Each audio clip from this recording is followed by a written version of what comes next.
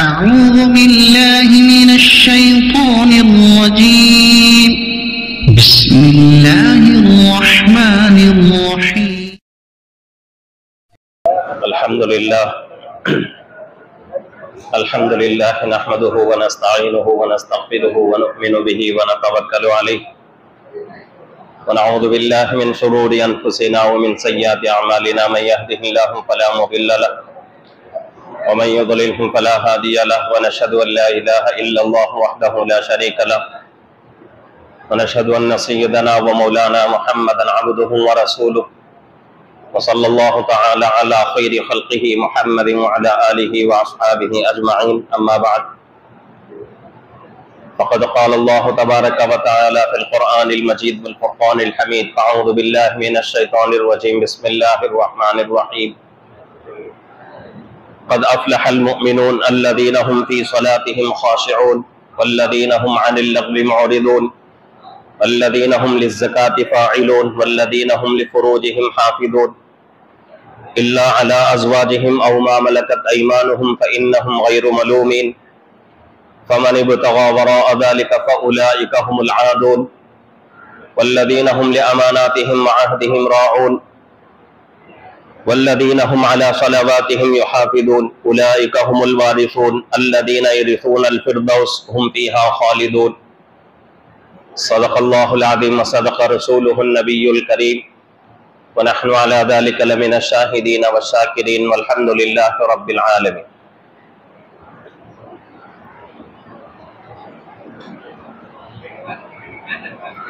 محترم معزز بزرگ اور عزیز دوستو،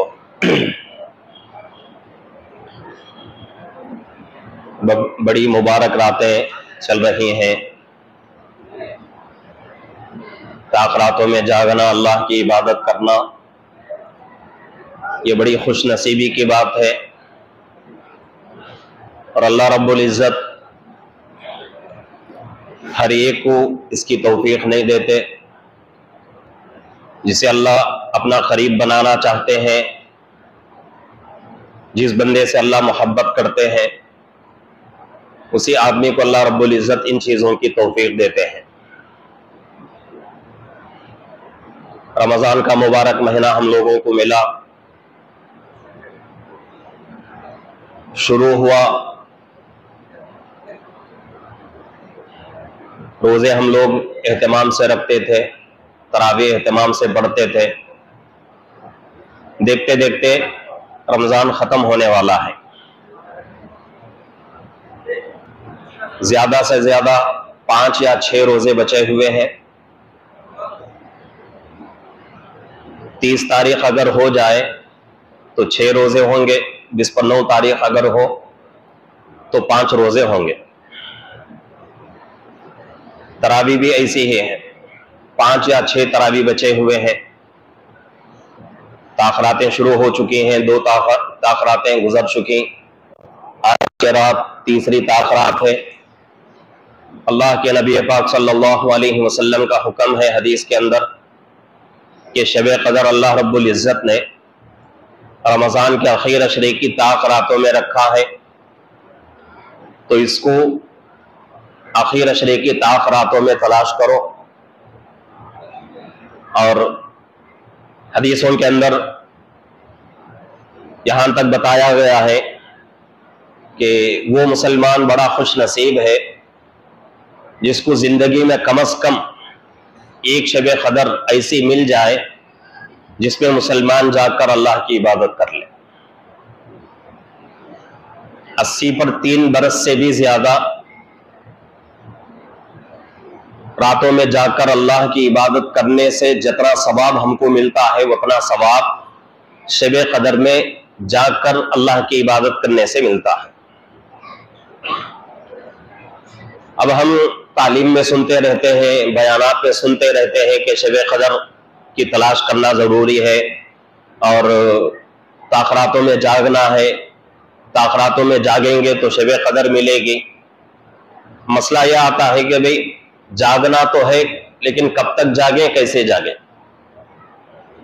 بہت سارے ہمارے بھولے بھالے مسلمان یہ سمجھتے ہیں کہ شب قدر کا ثواب اللہ پوری رات جاگنے پر دیتے ہیں. اللہ کے پاس ایسا کوئی قانون نہیں ہے. فرائض کو چھوڑ کر، واجبات کو چھوڑ کر سنتوں میں، نفلوں میں اللہ کی طرف سے کوئی جو ہے ایسی پابندی نہیں ہے جس سے انسان پریشان ہو جائے، جس کو انسان نہ کر سکے. ایسی اللہ رب العزت پابندی نہیں دیتے نفل چیزوں میں، سنت چیزوں میں. اب سوال یہ ہے کہ کب تک جاگنا ہے؟ تو شریعت ہمیں کہتی ہے، قرآن کہتا ہے لا یکلف اللہ نفسا الا وسعها. اللہ کا فرمان ہے کہ ہم کسی انسان کو اس کی طاقت سے زیادہ بوجھ نہیں ڈالتے. اور یہ صرف اور صرف نفل اور سنت چیزوں میں ہے. فرض اور واجب ہر حال میں کرنا ہی کرنا ہے، کتنی بھی انسان کو تکلیف ہو کرنا ہی کرنا ہے. نماز فرض ہے 5 وقت کی، طبیعت اچھی نہیں ہے نماز چھوڑنے کی اجازت نہیں. کھڑے ہو کر پڑھنے کی طاقت نہیں تو بیٹھ کر پڑھو، بیٹھ کر پڑھنے کی طاقت نہیں تو اشارے سے پڑھو. تو ہر حال میں نماز پڑھنا ہی پڑھنا ہے. کیوں؟ فرض ہے. لیکن فرض کے بعد جو سنتیں ہوتی ہیں، سنت مؤکدہ کو چھوڑ کر، سنتوں میں 2 طرح کی سنت ہوتی ہے، ایک ضروری اور ایک نہ کرے تو بھی کوئی گناہ نہیں. اس کو غیر مؤکدہ کہا جاتا ہے، سنت مؤکدہ اور سنت غیر مؤکدہ. سنت مؤکدہ مثلا صبح کی نماز سے پہلے کی 2 رکعت سنت، ظہر سے پہلے کی 4 رکعت سنت، مغرب کے بعد کی 2 رکعت سنت، ظہر کے بعد کی سنت، اور اسی طریقے سے عشاء کے بعد کی 2 رکعت سنت. یہ سنتیں ضروری ہے، پڑھنا ہے. تو ان سنتوں کو سنت مؤکدہ کہا جاتا ہے. مطلب یہ ہے کہ سنت مؤکدہ آسان لفظوں میں، زبان میں سمجھ میں آنے کے لیے یہ ہے کہ سنت مؤکدہ اس سنت کو کہتے ہیں جس کو اللہ کے نبی نے زندگی میں کبھی نہیں چھوڑا ہو. اور سنت غیر مؤکدہ اس سنت کو کہتے ہیں کہ اللہ کے نبی صلی اللہ علیہ وسلم کبھی کبھی اس کو پڑھتے تھے، کبھی کبھی اس کو چھوڑتے تھے. تو یہ فرق ہے سنت مؤکدہ اور سنت غیر مؤکدہ میں. تو فرض جو نمازیں ہیں ہر حال میں پڑھنا ہی پڑھنا ہے، سنت مؤکدہ جو ہے وہ پڑھنا ہی پڑھنا ہے. لیکن نفل نمازوں میں اگر آدمی اس کی طبیعت تھکی ہوئی ہے تو وہ آدمی نفل چھوڑ سکتا ہے، چھوڑ دے تو کوئی گناہ نہیں. اسی طریقے سے سنت غیر مؤکدہ جیسا کہ ظہر عصر سے پہلے کی 4 رکعت سنت، عشاء سے پہلے کی 4 رکعت سنت، یہ سنت تو ہے لیکن اتنی ضروری نہیں ہے کہ آدمی نہیں پڑھے تو گنہگار ہو جائے. اگر پڑھیں گے تو ثواب ملے گا، نہیں پڑھیں گے تو کوئی گناہ نہیں. تو ایسی چیزوں میں شریعت مسلمان کو پابند نہیں کرتی. تو ان چیزوں میں سے ایک چیز تاخراتیں بھی ہیں. تاخراتوں میں جاگنا تو ہے لیکن جاگنے کا مطلب پوری رات جاگنا نہیں ہے. آدمی کی طبیعت جب تک ساتھ دے، آدمی کا بدن جب تک ساتھ دے تب تک جاگے، تھک جائے تو آرام سے سو جائے. اور اتنی آسانی ہے، کتابوں میں لکھا ہوا ہے. حضرت پیر ذوالفقار صاحب دامت برکاتہم، اللہ حضرت کی عمر میں برکت عطا فرمائے، حضرت کا سایہ امت کے سروں پر دیر تک عافیت کے ساتھ، سلامتی کے ساتھ قائم و دائم رکھے. تو حضرت فرماتے ہیں کہ بھئی اللہ رب العزت نے شب قدر رمضان کے آخر کی طاق راتوں میں رکھا ہے. اگر کوئی شب قدر کو پانا چاہے اور وہ آدمی پوری رات نہیں جاگ سکتا تو اس کے لیے آخری درجہ یہ ہے، یہ کام بھی اگر کر لے تو شب قدر کا ثواب ملے گا. کیا ہے؟ عشاء کی نماز جماعت کے ساتھ پڑھے، تراویح جماعت کے ساتھ پڑھ لے، وتر جماعت کے ساتھ پڑھے، اس کے بعد آرام سے سو جائے. صبح میں اٹھے، روزہ رکھنا ہے ہر حال میں، ایک 5-10 منٹ پہلے اٹھے، 2 رکعت یا 4 رکعت جتنی بھی توفیق اللہ کی طرف سے ملے، تہجد پڑھے، صبح کی نماز جماعت کے ساتھ پڑھے، صبح سے پہلے کی 2 رکعت سنت مؤکدہ پڑھے، انشاءاللہ اللہ شب قدر کا ثواب دیں گے. اتنا آسان ہے. ہم کیا سمجھتے ہیں کہ بھئی پوری رات جاگنا ضروری ہے، پوری رات جاگنے کے لیے انسان کیا کیا کرتا ہے معلوم نہیں. میں ہمارے فردوس میں بھی بولا ہوں، ہماری حالت کیا ہے؟ عبادتوں میں، انفرادی عبادتوں میں ہمارا دل نہیں لگتا، ہماری طبیعت ساتھ نہیں دیتی۔ 4 رکعت نماز فرض امام صاحب جب پڑھاتے ہیں، کسی دن 1 رکعت 2 رکعت لمبی ہو گئے تو ہمیں کیا ہوتی ہے؟ ہم پریشان ہو جاتی ہیں، شکوے شکایتاں کرتے رہتے ہیں۔ تراویح ہے، رمضان کا مہینہ چلتا ہے، کون سے تو ایک دن 5-10 منٹ زیادہ ہو گئے تو ہو گئے، درودان بھیجتے امام کے اوپر۔ یہ حالت ہماری۔ اب ہمیں پوری رات عبادت کرنا ہمارے لیے آسان نہیں، لیکن آج بھی اللہ کے نیک بندے ایسے ہیں جو راتوں رات اللہ کی عبادت میں مشغول رہتے ہیں۔ خصوصاً خانقاہوں میں جائیں گے تو معلوم ہوگا کہ خانقاہوں میں کیسے اللہ کے نیک بندے ہیں کہ پوری رات مراقبے میں رہتے ہیں۔ عشاء کی نماز پڑھ لیے، تراویح ہو گئی، تراویح ہونے کے بعد ضرورت سے فارغ ہو گئے، چائے وغیرہ پی کر تازہ وضو کر کے وہ لوگ قبلے کی طرف منہ کر کے ایک کپڑا چہرے پر ڈال کر صبح کی یعنی سحری تک وہ لوگ ایسے ہی بیٹھے رہتے ہیں، سحری تک، اور اسی وضو سے وہ لوگ تہجد کی نماز پڑھتے ہیں۔ فضائل اعمال کے اندر حضرت شیخ زکریا صاحب رحمۃ اللہ علیہ ایک واقعہ لکھے ہیں حضرت امام اعظم ابو حنیفہ رحمۃ اللہ علیہ کے بارے میں، اور دوسرے ان کے بارے میں بھی ہے۔ کیا ہے؟ حضرت امام اعظم ابو حنیفہ رحمۃ اللہ علیہ عشاء کی وضو سے صبح کی نماز 40 سال تک پڑھتے تھے۔ وہ بات بولے تو کسی بھی یقین چھوٹا نہیں، کسی بھی بھروسہ ہوتا نہیں۔ اللہ کے لیے سوال کرتے ہیں کیسا ہوتا صاحب ایسا؟ عشاء کی وضو سے کون صبح کی نماز پڑھتا؟ 1 دن 2 دن کا تو پڑھتے ہیں، 40 سال کیسا پڑھے رہتے ہیں لوگ؟ جھوٹے بات آئے سب دے کئی بھی بولو، ہم نے معلوم نہیں اس کے بارے میں۔ خانقاہ میں جا کے دیکھے تو سمجھ میں آتی ہوگا، پورا مہینہ رمضان کا وہ لوگ عشاء کے بعد وضو وغیرہ کر کے فارغ ہو کے ضرورتوں سے مراقبے میں بیٹھے تو ووچ وضو سے وہ لوگ تہجد پڑھتے ہیں۔ آج بھی، پرانے زمانے کی بات نہیں، آج بھی ہے، لیکن ہمارا ایمان کمزور، ہمارے اعمال کمزور، ہماری طاقت بھی کمزور ہے، تو اتنی قربانی ہم نہیں دے سکتے۔ پوری رات جاگنا ہمارے طاقت میں نہیں ہے۔ اگر کوئی بندہ پوری رات جاگنے کا ارادہ کرے، وہ آدمی کیا کرے گا؟ کچھ دیر نماز پڑھے گا، کچھ دیر قرآن پڑھے گا، طبیعت تھک جائے گی۔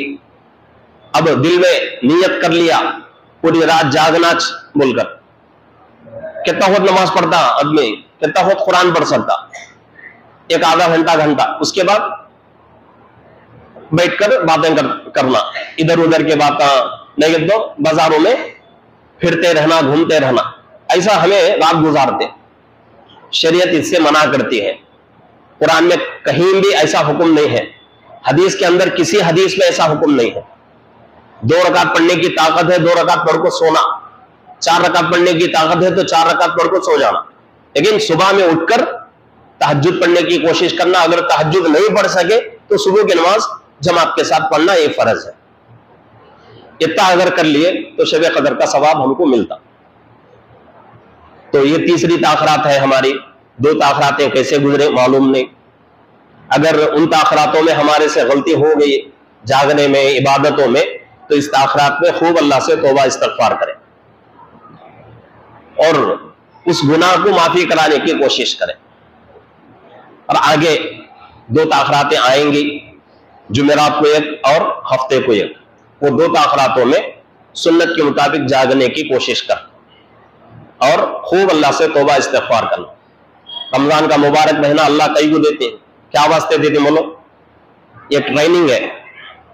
11 مہینے منمانی زندگی گزار لیے، 1 مہینہ اللہ رمضان کا مبارک مہینہ دے کر یہ انسان کو بتانا چاہتے ہیں کہ بھئی تیرے لیے ایک مہینہ ہے، اس مہینے میں تو کیا کر لے؟ اپنی اصلاح کر لے اور ٹریننگ کر لے، گناہ سے بچنے کی، نمازیں پڑھنے کی، روزہ رکھنے کی، سب کچھ کر کے ٹریننگ ہو جا اور داخل 11 مہینوں میں اس کے اوپر زندگی گزار۔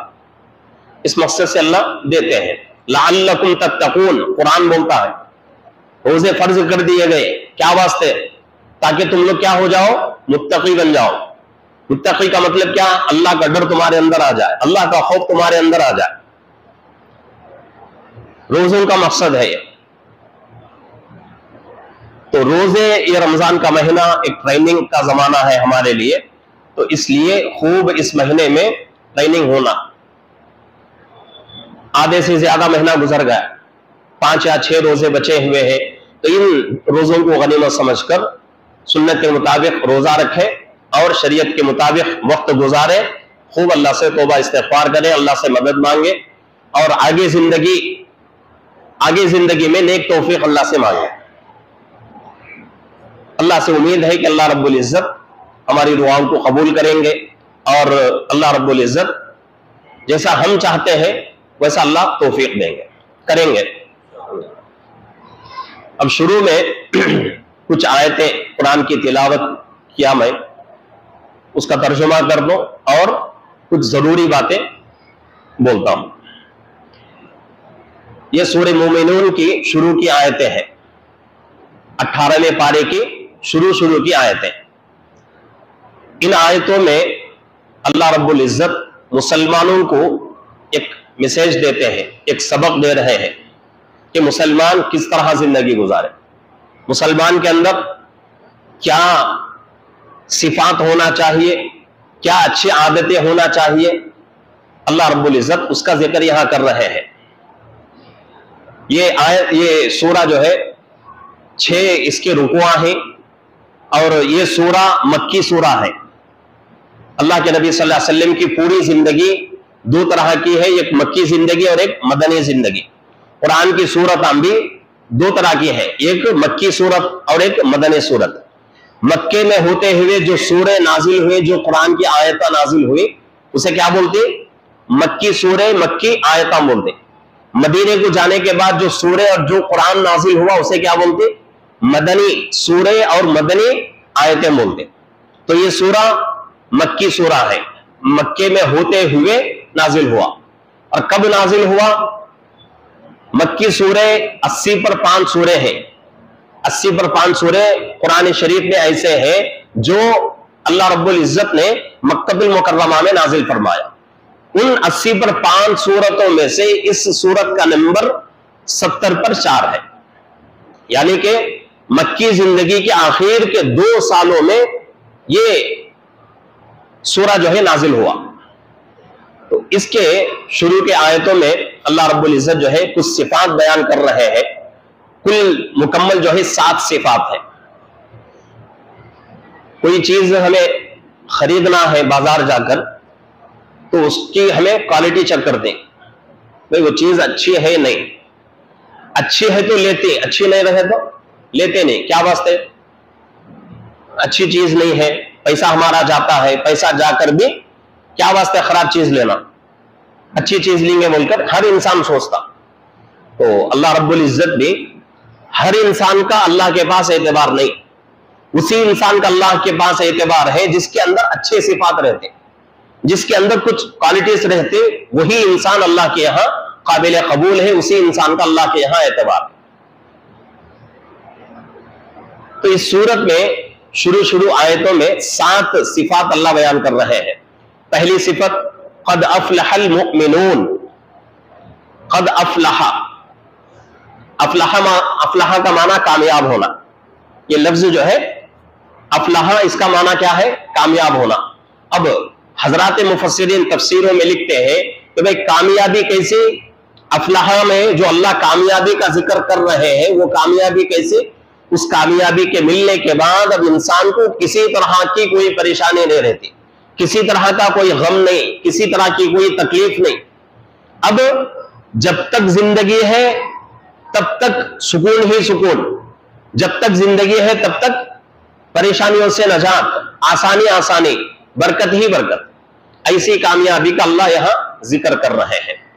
اب یہ دنیا ہے، دنیا کے اندر اللہ رب العزت ایسی کامیابی دنیا کے کسی انسان کو نہیں دیتے، دنیا کے کسی بھی انسان کو ایسی کامیابی نہیں دیتے۔ نبیوں کو نہیں دیے، اب ہم نہ کہاں سے ملتے وہ لوگ؟ نبیوں کو ایسی کامیابی نہیں ملی دنیا میں، ہم نہ کہاں سے ملتے؟ ایسی کامیابی اللہ کہاں دیتے؟ جنت کی شکل میں دیتے۔ کہاں ملتی ہے؟ قیامت کے بعد جنت کی شکل میں کامیابی. جنت میں جانے کے بعد اب انسان کو کسی طرح کا کوئی غم نہیں, کسی طرح کی کوئی تکلیف نہیں, پریشانی نہیں, ٹینشن نہیں. ہر ٹینشن سے, ہر مصیبت سے, ہر پریشانی سے بندہ آزاد ہو جاتا. دل میں جو آیا وہ کھا لیا, دل میں جو آیا وہ پی لیا, دل میں جو آیا وہ پہن لیا. جیسا اسے دل میں آتا ویسا وہاں زندگی گزار سکتے. لیکن دنیا میں ایسا نہیں. الدنیا سجن للمؤمن وجنت للکافر. اللہ کے نبی کی حدیث ہے, دنیا مومن کے لیے قید خانہ ہے, جیل, اور کافر کے لیے جنت ہے. اس کے لیے کوئی پابندی نہیں, اس کے لیے کوئی پابندی نہیں, کیسا بھی زندگی گزار لے. اس کے اوپر چند لوگ ہیں نا اعتراض کرتے ہیں اسلام پر. کیا دیکھو بھی اسلام کے اندر جنت کے بارے میں کیا بولتے ہیں, جنت صرف مسلمانوں کے واسطے, کافر کے واسطے نہیں ہے. یہ کیا اچھی چیز کیا, اور وہ بول کو دنیا کو دکھاتے چلتا ہے.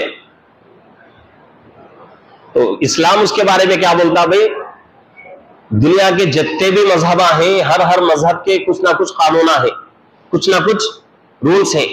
ویسا ایک رول ہمارا اسلام کا کیا ہے کہ بھئی مسلمان کچھ ہمیں کیا کرتے, جنت دیتے. جنت کیسا ملتی, نیک کاموں کا بدلہ ہے جنت. ہر مسلمان کو بھی نہیں ملتی, ہر مسلمان کو بھی پہلے مرحلے میں جنت نہیں ملتی. کب ملتی جنت, جبکہ انسان گناہوں سے پاک ہو کر گناہوں کی گندگی اس کے اندر سے ختم ہو جائے تو اللہ اس کے بعد جنت دیتے. تو اسلام کے اندر یہ قانون ہے کہ جو بندہ نیک کام کرتا اس کا بدلہ اللہ جنت دیتے. تو اللہ ایسی کامیابی کا یہاں تذکرہ کر رہے ہیں. اس میں سے پہلی صفت کیا ہے, قد افلح المؤمنون. پہلی صفت ایمان والا ہونا ضروری ہے. ایمان کے بغیر نماز, روزہ, صدقہ, خیرات, حج, عمرہ, قربانی کیا بھی کرو کچھ فائدہ نہیں. بنیادی چیز کیا ہے, ایمان ہے. بنی الاسلام علی خمس. اللہ کے نبی کی حدیث ہے, مشکات کی روایت ہے, بخاری مسلم کے اندر بھی حدیث موجود ہے. شہادت اللہ الہ الا اللہ وان محمد رسول اللہ واقام الصلاۃ وایتاء الزکاۃ والحج وصوم رمضان. اسلام کی بنیاد 5 چیزوں پر ہے. سب سے پہلی چیز ایمان, سب سے پہلی چیز ایمان. یہ ایمان بہت ہی بنیادی چیز ہے. اس کے بعد پوری چیزیں, نماز ہے, روزہ ہے, زکوٰۃ ہے, حج ہے, یہ تمام کی تمام چیزیں بعد کی. پہلی چیز کیا ہے, ایمان. ایمان اگر رہا تو چھوٹی چیز پر بھی اللہ ثواب دیں گے. ایمان اگر نہیں ہے, اسلام کے واسطے انسان اپنی جان قربان کر دے لیکن کچھ نصیب نہیں ہوتا. اب اس کے اوپر ہم نا ایک ڈاؤٹ آ سکتا کہ بھئی ہمارے بہت سارے ہندو لوگ کیا کرتے, رمضان آیا تو روزے بھی رکھتے اور ہماری نمازوں میں ہمارے بازو میں کھڑ کر نماز بھی پڑھتے, روزے داروں کو کھانا بھی کھلاتے. کیا ان کی محنت کا پھل ملتا نہیں کیا ان کو؟ تو ضرور ملتا, لیکن کیسا ملتا, نیکیوں کی شکل میں ملتا نہیں. ان کا جو بدلہ ہے ان کو اللہ کیسا دیتے, نیکیوں کے شکل میں نہیں بلکہ دنیا میں کچھ برکت ان کی زندگی میں مل جاتی. پیسوں میں برکت ہے, مال میں برکت ہے, کوئی پریشانی ہے اللہ اس کی وجہ سے ہمیں دور کر دے. لیکن نیکیاں ملتے نہیں. نیکیاں کسے ملتے, اچھے کاموں کا صرف اور صرف مسلمان. تو اللہ پہلی شرط رکھ رہے ہیں, قد افلح المؤمنون, کامیاب ہو گئے وہ لوگ جو ایمان والے ہیں. ایمان بھی کیسا, مضبوطی کے ساتھ ہونا. ایمان بھی مضبوطی کے ساتھ ہونا. ذرا ادھر رہا تو ویسے ایمان کا اعتبار نہیں شریعت کے اندر. مکمل طریقے سے ایمان. ان اللہ لا یغفر ان یشرک بہ ویغفر ما دون ذلک لمن یشاء. یہ آیت 5ویں پارے میں 2 مرتبہ آتی. کیا بولتے ہیں اللہ, شرک کے علاوہ ہم ہر گناہ کو معاف کریں گے لیکن شرک معاف نہیں کریں گے. شرک کا مطلب کیا ہے کہ بندہ مسلمان کیا کرے, اللہ کے علاوہ کسی اور ذات کی عبادت کرے, اللہ کے علاوہ کسی اور کو خدا سمجھے, اللہ کے علاوہ کسی اور کو اللہ سمجھے, اللہ کے علاوہ کسی اور کو ہماری ضرورت پوری کرنے والا سمجھے, کسی اور کے لیے سجدہ کرے, کسی اور کے لیے نماز پڑھے. یہ شرک ہے. اگر یہ رہا زندگی میں تو ہمارے عبادتیں اللہ کے ہاں قبول نہیں ہوتی. اللہ بہت غیور ہے, اللہ کے اندر بہت غیرت ہے کہ اللہ ہر چیز پسند کر لیں گے, لیکن شرک اللہ پسند نہیں کرتے. اللہ کو اس گناہ پر بہت غصہ آتا ہے. تو اس لیے یہ گناہ جب تک ہماری زندگی میں رہا تب تک ہمارے نیک اعمال کا ہمیں بدلہ نہیں ملے گا. پہلی صفت اللہ بیان کر رہے ہیں کہ ایمان والا ہونا ضروری ہے. ایمان مکمل طریقے سے ایمان رہا تو پھر باقی چیزوں پر اللہ ثواب دیں گے. تو یہ پہلی صفت. دوسری صفت قرآن کیا کہتا ہے؟ الذین هم علی صلاتہم خاشعون, کہ نمازوں کے اندر خشوع خضوع کا پیدا کرنا. نمازوں کے اندر خشوع خضوع کا پیدا کرنا. اللہ رب العزت نمازیں فرض کر دی ہیں 5 وقت کی, اور اس کے ساتھ ساتھ سنت بھی ہے, نفل بھی ہے, واجب بھی, بہت ساری نمازیں ہیں. ہر نماز کے اندر خشوع خضوع کا ہونا ضروری ہے. خشوع خضوع کا مطلب کیا ہے؟ خشوع خضوع دو طریقے کا عمل ہے. ایک ہے ظاہری بدن اور ایک ہے دل. خشوع خضوع کسے کہتے ہیں؟ خشوع کیا ہے کہ بدن جو ہے سر سے لے کر پیر تک نماز کے اندر سکون سے کھڑا رہے. خضوع کیا ہے؟ دل میں یہ نیت پیدا ہو کہ میں اللہ کی عبادت کر رہا ہوں اور یہ نماز بہت بڑی عبادت ہے, اس لیے پورے طریقے سے اللہ کی طرف متوجہ ہوں, میرا دل اللہ کی طرف متوجہ ہے. ہر نماز کے اندر یہ چیز پیدا ہونا, بدن کا بھی خشوع اور دل کا بھی خضوع. خشوع خضوع دو چیزیں ملیں گی تو نماز ہماری مکمل ہوگی. اب خشوع ہے, خضوع ہے نمازوں میں, لیکن نمازوں کا علم نہیں ہے. نمازوں کا علم نہیں ہے. نمازوں کا علم کا مطلب کچھ چیزیں نماز میں فرض ہے, کچھ چیزیں نماز میں واجب ہے, کچھ چیزیں نماز میں سنت ہے. کون سی چیز فرض ہے معلوم نہیں, کون سی چیز واجب ہے معلوم نہیں, کون سی چیز جو ہے سنت ہے معلوم نہیں, کون سی چیز سے نماز ہماری واجب الادا ہو جاتی ہے یعنی دوبارہ پڑھنا ضروری بنتا ہے, اور کون سی چیز ایسی ہے جس سے ہماری نماز ٹوٹ جاتی ہے. یہ نماز کا علم ہے. نماز کا علم اگر نہیں ہے تو ہماری نماز مکمل نہیں ہو سکتی. ہماری نماز ہرگز مکمل نہیں ہو سکتی. نمازوں کے اندر خشوع خضوع کا بھی ہونا اور اسی خشوع خضوع کا ایک حصہ نماز کا مکمل علم حاصل ہونا.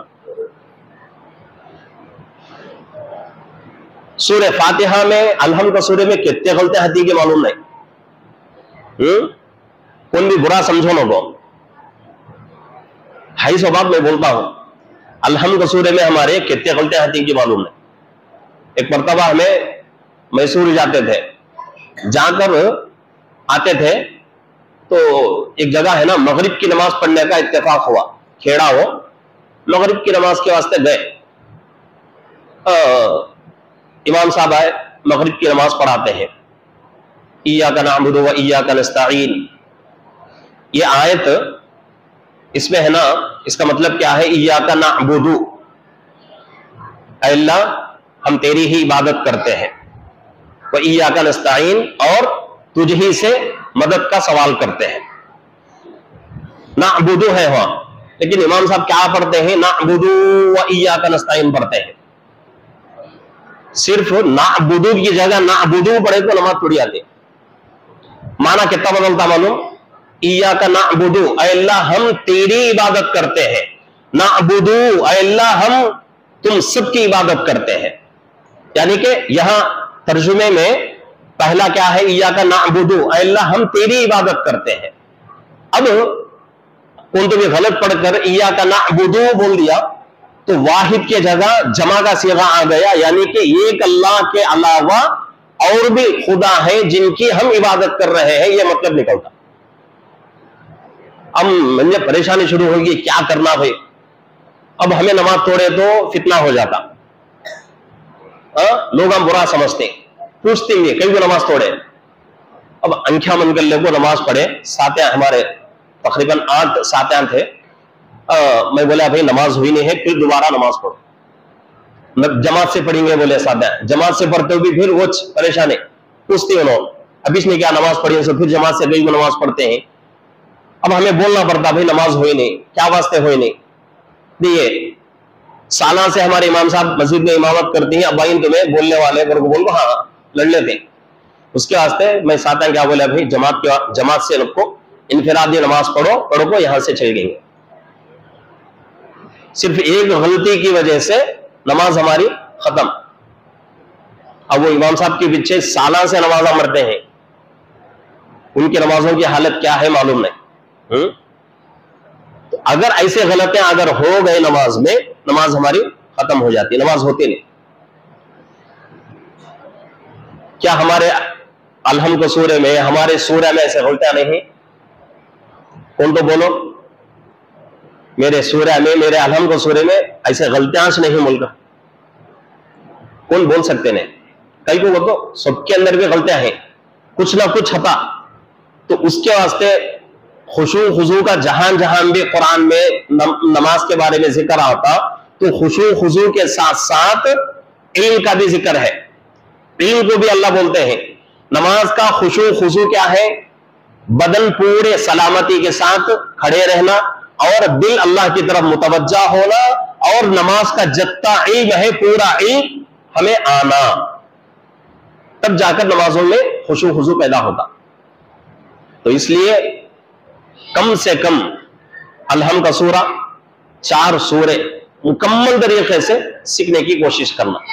नमाज को जायज बनाने वास्ते, नमाज को जायज बनाने वास्ते कम से कम अलहम का सूरा और 4 सूरे मुकम्मल तरीके से सीखने की कोशिश करना। सूरा में कमी है, अलहम का सूरे में कमी है, 60 साल 70 साल 100 साल भी नमाज पढ़े तो नमाज कबूल होती नहीं। तर्जुमे में इतना फर्क आया तो अल्लाह कहां से कबूल करते वो लोग? तो उसके वास्ते सबसे पहली चीज ईमान, दूसरी सिफत अल्लाह बयान करते हैं नमाजों के अंदर खुशू खुजू पैदा कर, और बदन को सलामती के साथ सुकून के साथ रखना नमाज में बहुत जरूरी है। कितना सुकून के साथ रखना? हजरत अबू बकर सिद्दीक रजी अल्लाह अन्हु के बारे में आता है कि हजरत अबू बकर सिद्दीक रजी अल्लाह अन्हु जब नमाज के लिए खड़े हो जाते थे, ऐसा लगता था कि एक लकड़ी जो है जमीन पर गाड़ दी गई हो, जैसा लकड़ी जमीन पे गाड़ डाले तो वो हलती नहीं, लकड़ी खड़ी रहती है, वैसा हजरत अबू बकर सिद्दीक रज़ी अल्लाह अन्हु नमाज में खड़े रहते थे। लेकिन ये नमाज के अंदर इतना सुकून जरूरी नहीं है, अगर कौन तो भी जरूरी बोले तो भी मुश्किल हो जाता। फिर भी नमाज को मुकम्मल करने के लिए इतना सुकून पैदा करना जरूरी है।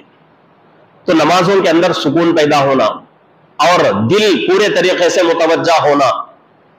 मिशकात की रिवायत है, अल्लाह के नबी पाक सल्लल्लाहु अलैहि वसल्लम की हदीस शरीफा है कि हजरत जिब्राइल अलैहिस्सलाम एक आम मुसाफिर बनकर अल्लाह के नबी की खिदमत में आते हैं, और ये हदीस का मकाम पूरे हदीसों में उम्मुल हदीस का लक़ब है इसका, यानी कि जितने भी हदीसा हैं, हदीस के जितने भी ज़ख़ीरे हैं, पूरे हदीसों की माँ, ये हदीस माँ का मकाम जितना ऊंचा है उतना ऊंचा इस हदीस का है। तो मदीने में अल्लाह के नबी थे, सहाबा बैठे हुए थे, मस्जिद नबवी में एक आदमी आते हैं। वो आदमी आने वाले कौन? हजरत जिब्राइल अलैहिस्सलाम। और कैसा आते हैं? मुसाफिर की हालत में आते हैं। मदीना उस वक्त बहुत छोटा था, गो मदीना बहुत छोटा, कितना छोटा था, एक खेड़े में लोग हर एक को पहचानते। एक नव्वा आदमी को तो खेड़े को आया तो समझ जाते भाई इन्हें हमारा गो वाला नहीं, बाहर से आया बोलकर, इतना सबको जो है जानकारी रहती एक दूसरे से। तो मदीना भी उस वक्त छोटा गांव था, और मदीने में जितने सहाबा थे तमाम सहाबा एक दूसरे को जानते थे। बाहर से कोई मुसाफिर आ जाता तो सहाबा पहचान लेते थे कि नहीं ये बाहर का आदमी है, मदीने का आदमी नहीं। तो सहाबा फरमाते हैं कि हम अल्लाह के नबी की खिदमत में बैठे हुए थे, एक आदमी आए, मुसाफिर थे, और उस जमाने में सफर का इंतजाम कैसा था? बस कार ऐसा नहीं, फ्लाइट और ट्रेन ऐसा नहीं, ऊंट पर सवार होकर आना, और वो ऊंट भी हर एक को नसीब नहीं होते थे, पैदल सफर ज्यादा होता था वो जमाने में। अब आदमी है ना, यहां से मिसाल को मैं बोलता हूं, بستواری پلی ہے ہمارا، یہاں سے بستواری پلی تک چل کو گئے تو اس کے کپڑے بھی گلیز ہو جاتے، اس کے چہرے کو دھول لگ جاتی چل کو گئے تو وہ زمانے میں ایسا سفر ہوتا تھا۔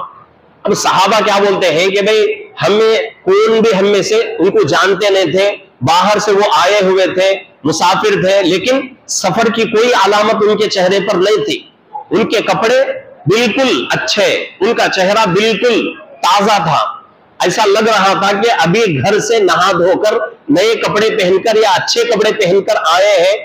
اگر مدینے کے آدمی ہوتے تو ہم کو معلوم تھا، لیکن مدینے کے آدمی نہیں تھے، ہم پریشان ہو گئے۔ وہ آئے، اللہ کے نبی صلی اللہ علیہ وسلم کے قریب بیٹھے، کتنے قریب بیٹھے، اللہ کے نبی صلی اللہ علیہ وسلم کے گھٹنوں کو اپنے گھٹنے لگا دیے۔ اللہ کے نبی صلی اللہ علیہ وسلم کے گھٹنے، یہ گڑگے ہیں نہیں، گڑگوں کو گڑگے لگا کو بیٹھے، اور اپنے ہاتھ اللہ کے نبی صلی اللہ علیہ وسلم کے مبارک رانوں پر رکھا اور کچھ سوال کر رہے ہیں۔ اس میں سے ایک سوال کرتے ہیں کہ اے اللہ کے نبی، اللہ کی عبادت کیسے کیا جائے؟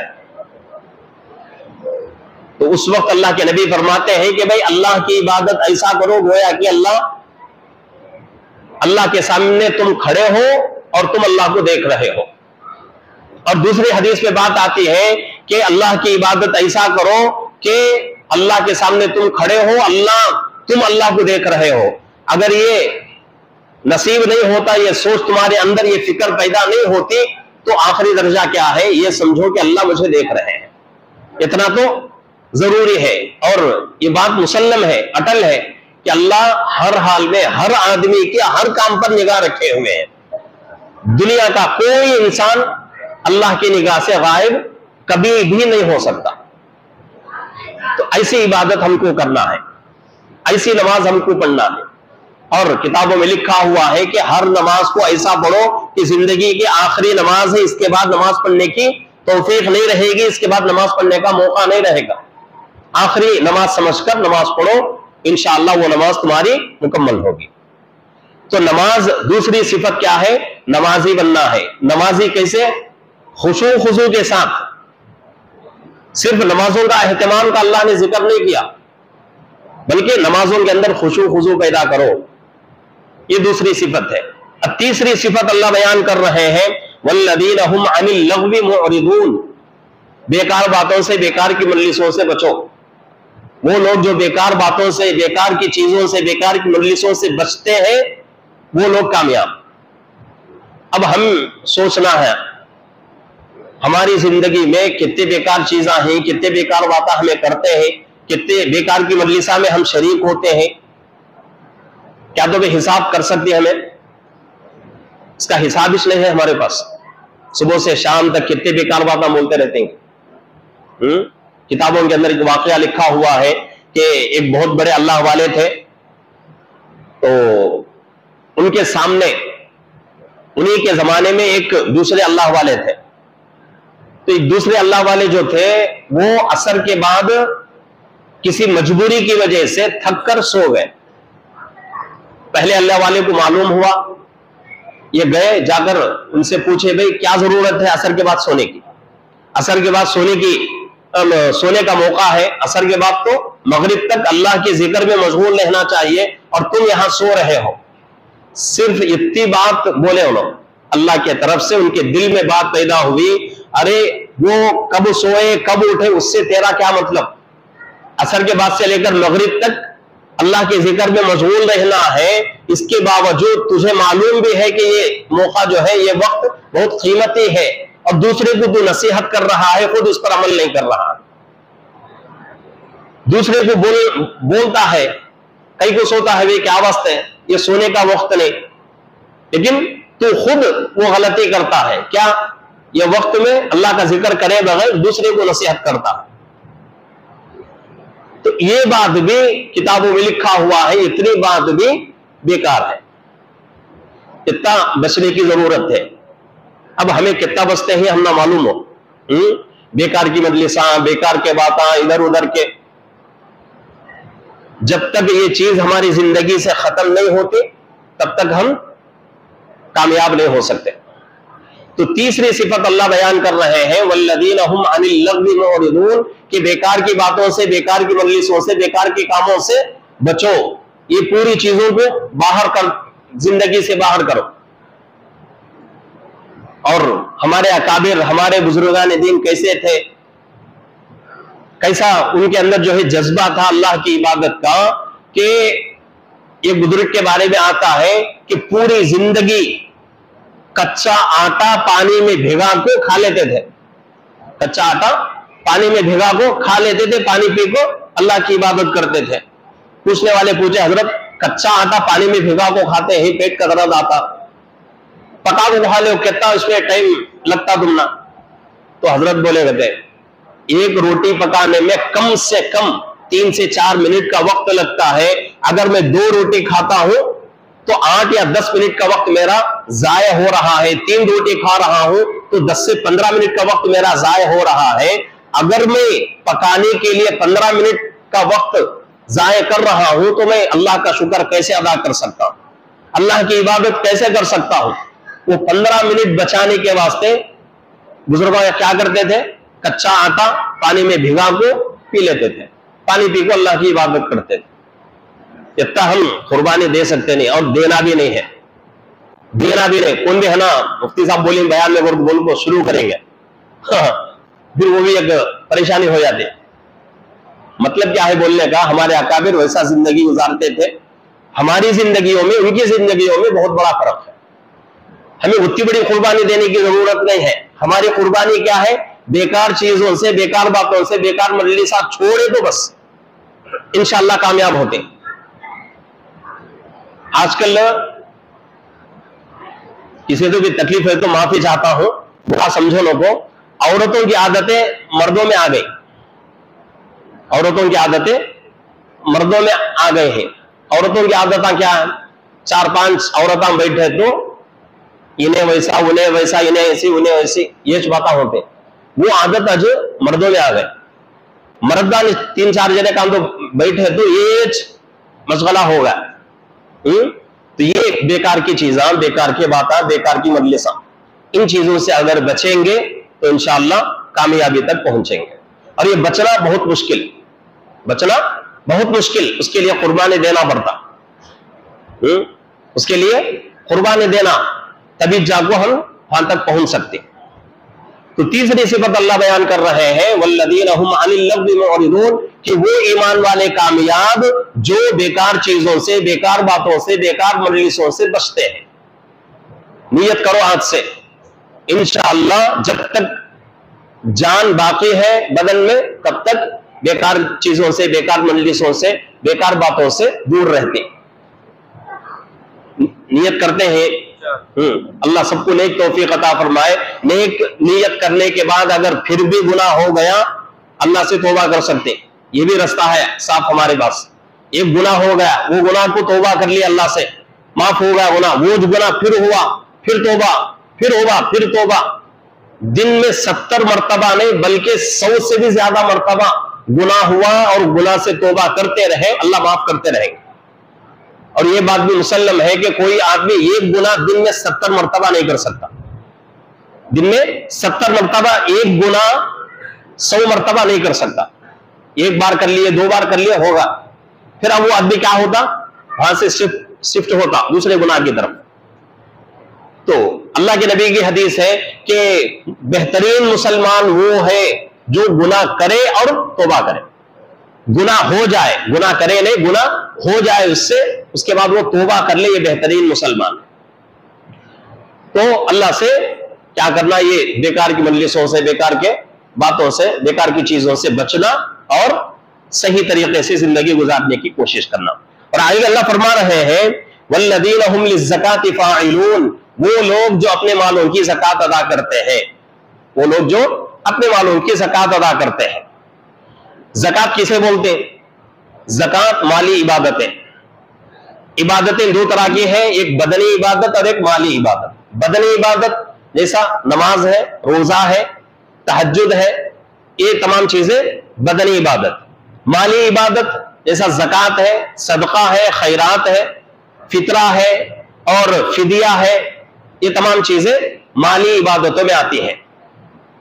नमाज पढ़ते हैं हम दिन में पांच मरतबा, सुन्नत भी पढ़ते हैं, नफिल भी पढ़ते हैं। अत्तहियात पढ़ते हैं, अत्तहियातु लिल्लाहि वस्सलावातु वत्तय्यिबातु अस्सलामु अलैका अय्युहन नबिय्यु व रहमतुल्लाहि व बरकातुहू पढ़ते हैं क्या अत्तहियात? अत्तहियात में अल्लाह के नबी पाक सल्लल्लाहु अलैहि वसल्लम की तरफ से अल्लाह को ये बताया जा रहा है कि अल्लाह मेरी हर किस्म की इबादत, बदनी इबादत, माली इबादत, हर इबादत अल्लाह तेरे लिए। अत्तहियातु लिल्लाहि वस्सलावातु वत्तय्यिबात, इसका मतलब अल्लाह मेरी हर इबादत, चाहे वो बदन से हो चाहे माल से हो, मेरी हर इबादत अल्लाह तेरे लिए है। तो इबादतें दो तरह की है, एक माली इबादत है और एक बदनी इबादत है।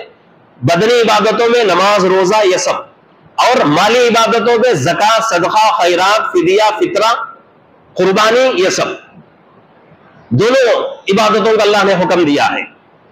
तो उसमें से एक इबादत ज़कात है। ज़कात माल से ये इबादत अदा होती है। ज़कात किसको कहते हैं? शरीयत कहती है कि ज़कात वो इबादत है जबकि इंसान के पास एक मिकदार के बराबर माल आ जाए और उस पर साल गुजर जाए तो उसके शुक्राने में इंसान क्या करे, कुछ माल निकालकर अल्लाह के लिए, अल्लाह को राजी करने के लिए सदका कर दे, इसे ज़कात बोलते। और अल्लाह रब्बुल इज्जत ने कुरान पाक में नमाज और ज़कात को कई जगह मिलाकर हुक्म दिया है। अकीमुस्सलाह व आतु ज़कात, नमाज का भी और ज़कात का भी। ज़कात कब वाजिब होती है? उसके लिए आसान निसाब क्या है? 7.5 तोले सुन्ना या 50 पर अड़ी तोले चांदी रही तो उस पर साल गुजर जाए तो ज़कात वाजिब होती है। यह मसला मालूम सबको भी, और मैं समझता हूं 90% लोगों को यह मसला मालूम। अल्हम्दुलिल्लाह, इतना तो हमारे पास इल्म है। लेकिन बहुत सारे, वो 90% लोगों में 80% लोग क्या करते हैं? बचा लेते हैं। कैसा बचा लेते हैं? मसला बोलना ले इमाम साहब, मौलाना, मुफ्ती साहब, क्या 7.5 तोले सुन्ना नहीं तो 50 पर अड़ी तोले चांदी रही तो उस पर साल गुजर गया तो ज़कात वाजिब। अब आदमी क्या सोचता, मेरे करे कहा है भाई 7.5 तोले सुन्ना, 7.5 तोले सुन्ना मेरे कने नहीं है, 50 पर अड़ी तोले चांदी मेरे कने नहीं है, उसके वास्ते मेरे ऊपर ज़कात वाजिब नहीं। ये बहाना है, ये बहाना। ऐसे बहाने करको दुनिया में हमें बचा ले सकते, बच सकते हैं ज़कात देने से, लेकिन अल्लाह के पास जवाब देना। शरीयत क्या कहती है कि भाई अगर किसी के पास खालिस सोना है और वो सोना 7.5 तोले से ऊपर पहुंच गया तो उस सोने पर अलग ज़कात वाजिब है।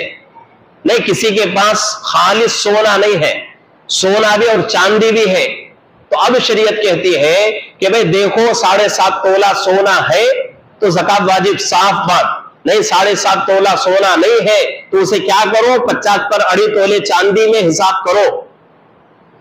आज के जमाने में किसी के पास 1 तोला 1.5 तोला सोना है तो भी ज़कात वाजिब है, तो भी ज़कात वाजिब है। चुका लेने की कोशिश करना नहीं। चुका लिए तो 1 साल 2 साल 10 साल चुका लेते, लेकिन उसके ऊपर परेशानियां भी वैसे चाहते। ज़कात नहीं दिए तो बोलने हटाने, वहीं से परेशानी आते। किताबों में लिख कर है, जो बंदा नमाजों का एहतमाम करता है पाबंदी से और उसके साथ साथ पाबंदी से ज़कात अदा करता है, तो अकाबिर फरमाते हैं, किताबों में लिखा हुआ है कि अल्लाह ऐसी बरकत उसकी जिंदगी में देंगे कि उस बरकत को आदमी उठा नहीं सकेगा। ये 2 इबादतों को पाबंदी से अदा करने की वजह से बरकत उठा नहीं सकेगा, इतनी बरकत अल्लाह रब्बुल इज्जत जिंदगी में देंगे। तो ज़कात के बारे में मसला यह है कि अगर किसी के पास 7.5 तोला सोना नहीं है तो वो आदमी क्या करे, सोना उसके बाद जितना है वो, चांदी उसके बाद जितना है वो, 2 मिलाकर हिसाब करे। हिसाब करके देखे कि भाई ये पैसे, अगर ये सोना ये चांदी अगर मैं बेच दिया तो वो पैसों से मुझे 50 पर अड़ी तोले चांदी आती या नहीं। अगर आती बोले तो ज़कात वाजिब। एक तो सोने की ज़कात, दूसरी ज़कात सोना और चांदी दोनों की ज़कात। تیسری زکات ہے سونا چاندی اور کچھ پیسے، چوتھی زکات ہے سونا چاندی پیسے اور کچھ جائیداد، یہ چوتھی۔ پانچویں زکات ہے سونا چاندی پیسے اور اسی طریقے سے جائیداد، اور اسی طریقے سے جو تجارت ہم کرتے ہیں، جو بیپار ہم کرتے ہیں، جو کام ہمارا ہے، وہ کام میں جو مال ہم لائے ہیں، مثال کے اعتبار سے کپڑے کا دکان ہے تو کپڑے کے دکان میں جتنا مال ہے اس مال کے اوپر جتنا ہم نہ فائدہ ملتا اس فائدے کو ملانا۔ تو یہ 5 طریقے کی زکات ہے۔ خالی ہمیں سننے کو لے کو لٹک کو ہنا نہیں، مسئلہ پورا معلوم کرنا، اس کے اوپر عمل کرنے کی کوشش کرنا۔ آج الحمدللہ اللہ رب العزت نے سب کو نوازا ہے، اتنا نوازا ہے کہ 90% مسلمانوں پر زکات واجب ہے، 90% مسلمانوں پر زکات واجب ہے، لیکن پھر بھی کچھ لوگ دیتے نہیں، وہ الگ بات، وہ ان کا گناہ ہے، لیکن واجب تو 90% مسلمانوں پر واجب ہے۔ 1% مسلمان ایسے ہیں جن کے اوپر زکات واجب نہیں ہے، 1% صرف۔ اور زکات اللہ کیوں فرض کرے ہے؟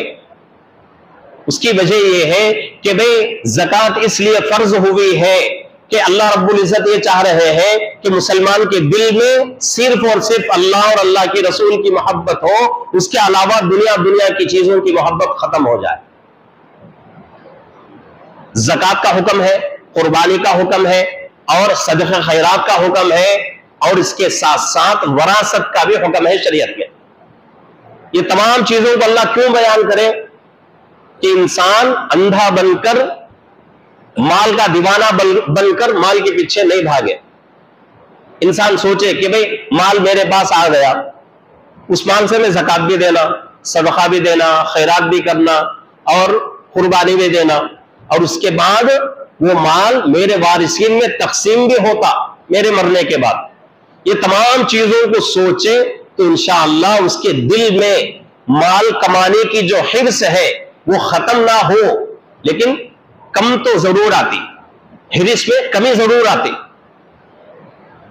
10 گھنٹے انسان کماتا ہے تو یہ تمام چیزاں سوچے تو 2-3 گھنٹے کم کرواؤں گا، کیا واسطے اتنا جو ہے مصیبت لینا، دوسرے کے بعد چل جاتا ہے میرا مال، دوسروں کے واسطے میں کوئی اتنا تکلیف اٹھانا کر کے بول کے انسان کیا کرتا، کچھ وقت کم کرتا۔ قربانی کا حکم بھی اللہ کیوں دیے؟ اللہ کو کیا ہمارے جانوروں کے خون کی ضرورت ہے یا ہمارے جانوروں کے گوشت کی ضرورت ہے؟ اللہ کھاتے ہیں، اللہ پیتے ہیں؟ نہیں، اللہ کھانے سے بالکل پاک، پینے سے بالکل پاک، اللہ کو ایسی چیزوں کی ضرورت نہیں ہے۔ لَن يَنَالَ اللَّهَ لُحُومُهَا وَلَا دِمَاؤُهَا وَلَكِنْ يَنَالُهُ التَّقْوَىٰ مِنكُمْ۔ 17ویں پاری کی آیت ہے، اللہ فرماتے ہیں کہ جو تم قربانی دیتے ہو اس قربانی کا نہ تو گوشت ہم تک پہنچتا ہے نہ تو اس کا خون ہم تک پہنچتا ہے، وَلَكِنْ يَنَالُهُ التَّقْوَىٰ مِنكُمْ، صرف اور صرف تمہارے دل کا تقوی ہم تک پہنچتا ہے۔ اللہ یہ چاہتے ہیں کہ بھئی میرے بندے کے دل میں مال کی محبت ہے یا میری محبت ہے۔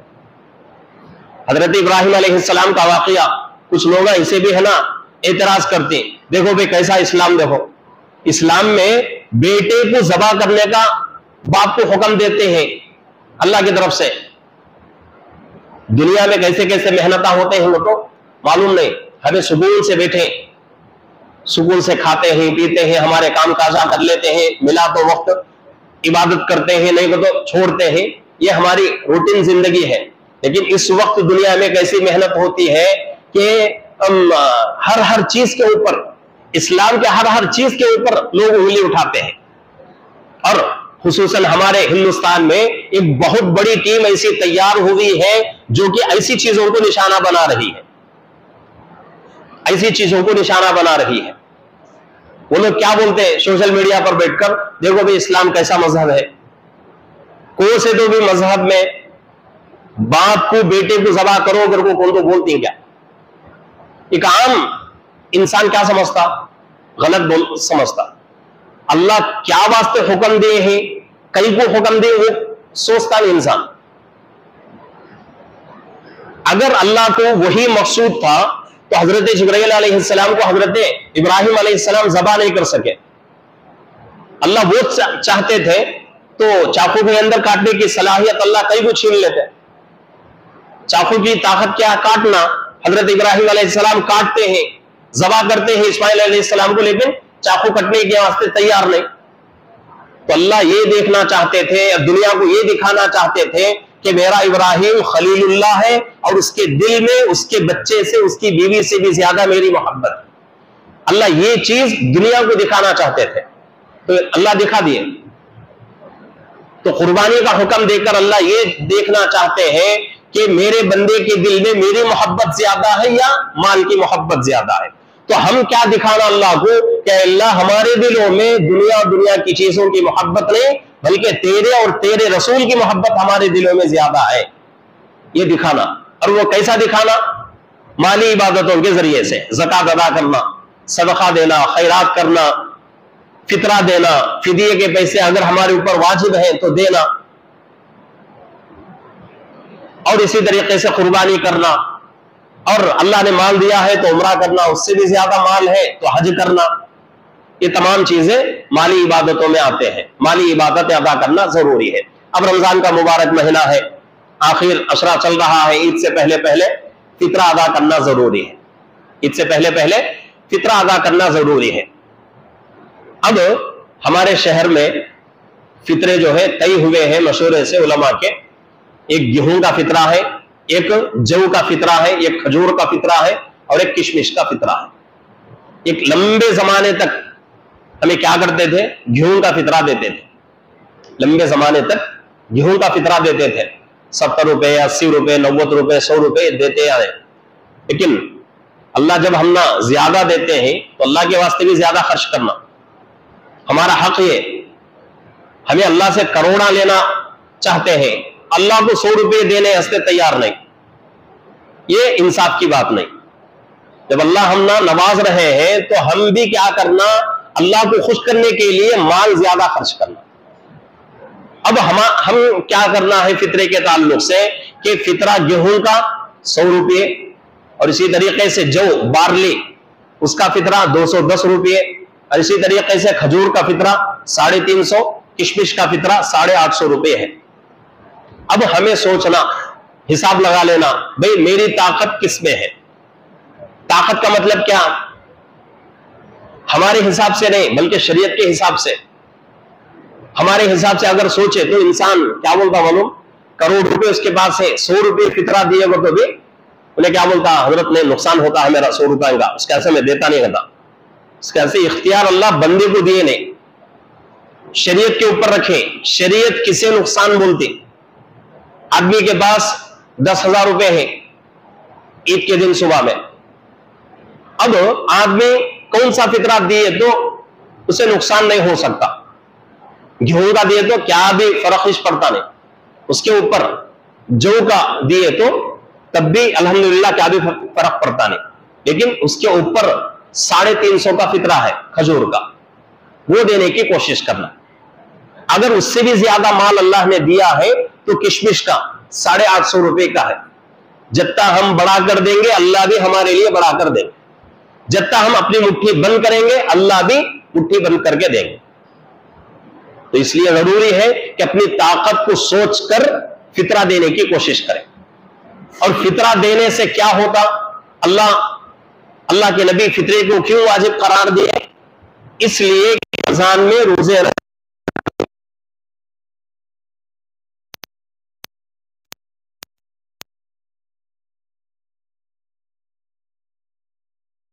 اگر یہ بولنا لے اللہ بھائی رمضان سے غلطیاں ہوئی معاف ہوتے نہیں تمہارے گھر، تو کیا کر سکتے تھے؟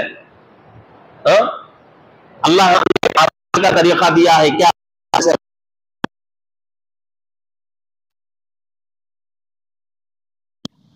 غلطیاں پورے ہو جاتی. اگر غلطیاں نہیں ہوئے فطرہ دو، ثواب زیادہ ملتا.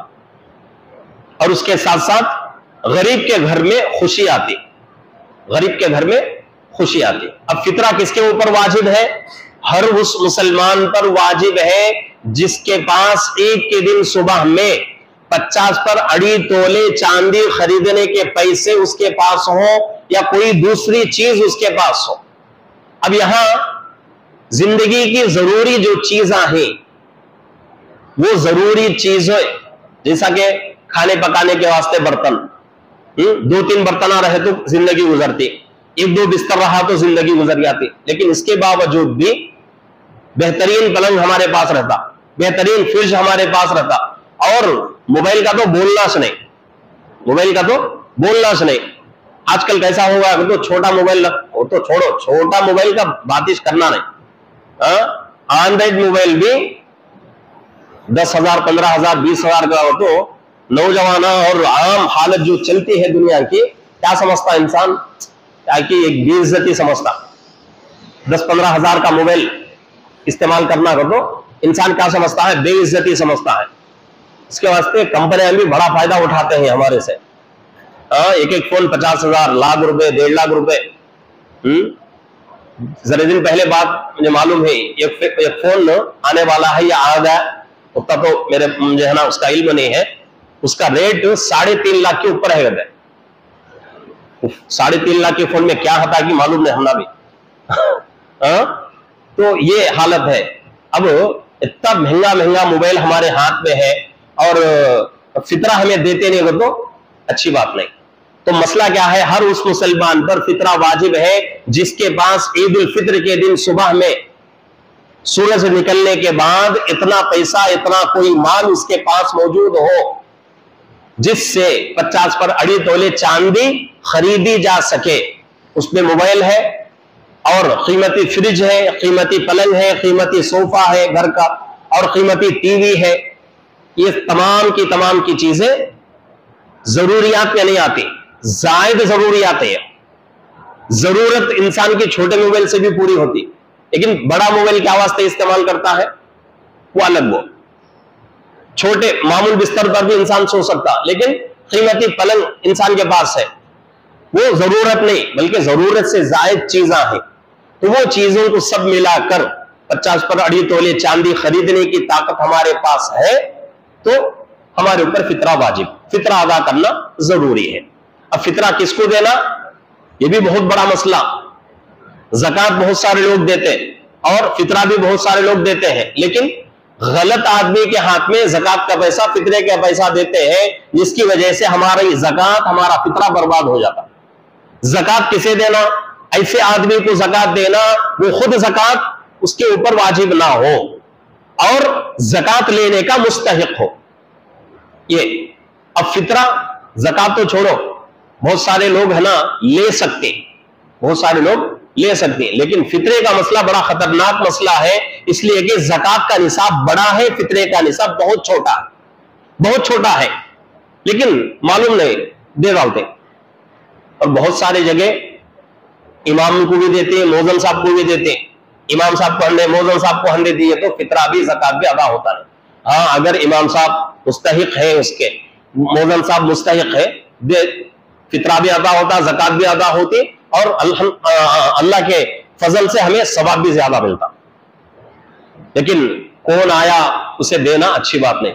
اور بہت سارے گھروں کے پاس عورتیں آتی ہیں، سیاں آتی ہیں، ان کو بھی دیالتے، ان کے پاس سے دیتا ہوتا، ان کے اوپر خود زکوٰۃ ہوتی،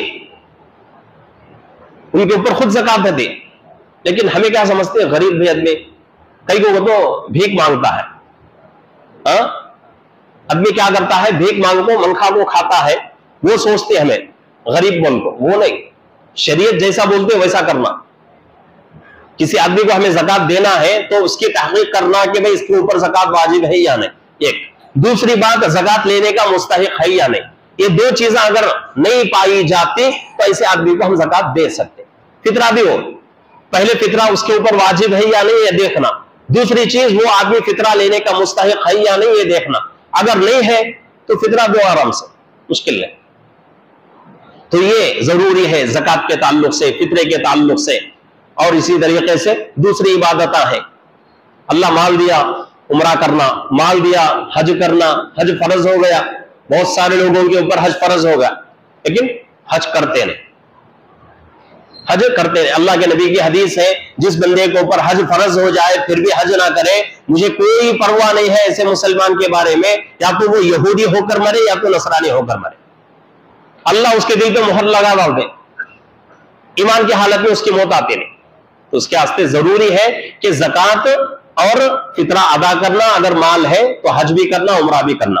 اور آگے اللہ فرماتے ہیں، اور ایک خصوصیت اور ایک صفت کے بارے میں اللہ فرماتے ہیں والذین هم لفروجهم حافظون، اپنے شرمگاہوں کی حفاظت کرنا، اپنے شرمگاہوں کی حفاظت کرنا مطلب کیا ہے؟ زنا کے قریب نہیں جانا، زنا کے قریب نہیں جانا۔ زنا بہت بڑا گناہ ہے، اور کتابوں میں لکھا ہوا ہے کہ گناہ کے کچھ طبقات ہیں، ایک ہے مکروہ، اور ایک ہے چھوٹا گناہ، اور ایک ہے بڑا گناہ، اور ایک ہے اس کے اوپر کا گناہ، اس کو اکبر الکبائر کہتے ہیں، اور ایک گناہ ہے اکبر الکبائر میں بھی بڑا گناہ، اکبر الکبائر میں بھی بڑا گناہ۔ اتنے جو ہے طبقات ہیں گناہ کے، ہم نہ کیا معلوم صرف چھوٹا گناہ بڑا گناہ معلوم، صغیرہ کبیرہ۔ تو کبیرہ گناہ میں 3 طرح کے گناہ آتے ہیں، ایک کبیرہ، اور ایک اکبر الکبائر، اور ایک اکبر الکبائر میں بھی بڑا گناہ، یہ 3۔ اور زنا، یہ زنا جو ہے دوسرے درجے کا گناہ ہے، زنا دوسرے درجے کا گناہ ہے، اکبر الکبائر میں اس کو شمار کیا گیا ہے۔ زنا سے بچنا بہت ضروری ہے۔ اللہ کے نبی حدیث میں فرماتے ہیں کہ زنا ایک قرض ہے، جو آدمی اس قرض میں مبتلا ہو گیا اللہ اس قرض کا بدلہ اسی خاندان کی بچی سے لیں گے، اسی خاندان کی بچی سے اللہ یہ قرض لیں گے، وصول کریں گے۔ تو اس لیے ضروری ہے کہ زنا کے قریب نہیں جانا چاہیے۔ اور آج کل زنا عام ہوتا جا رہا ہے۔ زنا 2 قسم کا ہوتا ہے، ایک زنا بالجبر اور ایک زنا بالرضا۔ زنا بالجبر، کسی جو ہے عورت کو یا لڑکی کو زبردستی اس کے ساتھ زنا کرنا، یہ زنا بالجبر ہے۔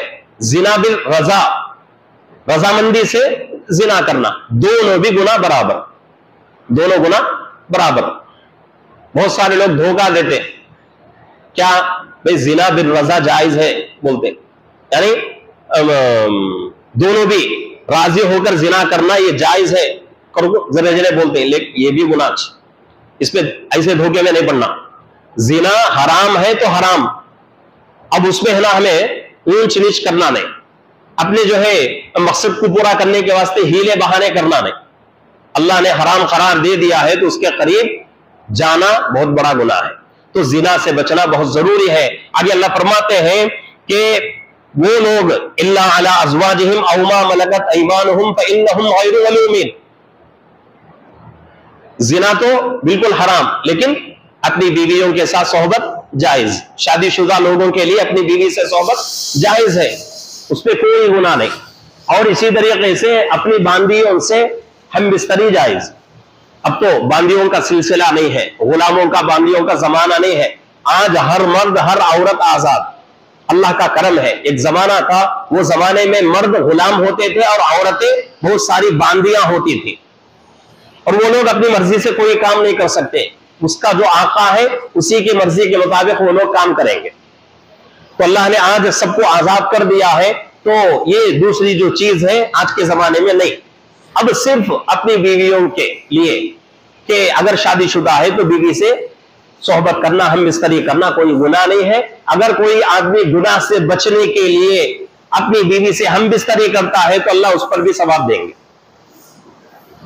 اللہ کے نبی پاک صلی اللہ علیہ وسلم راستے سے جا رہے تھے اور دن کا موقع تھا، فوراً گھر گئے اور جو بیوی کی باری تھی ان کے گھر گئے۔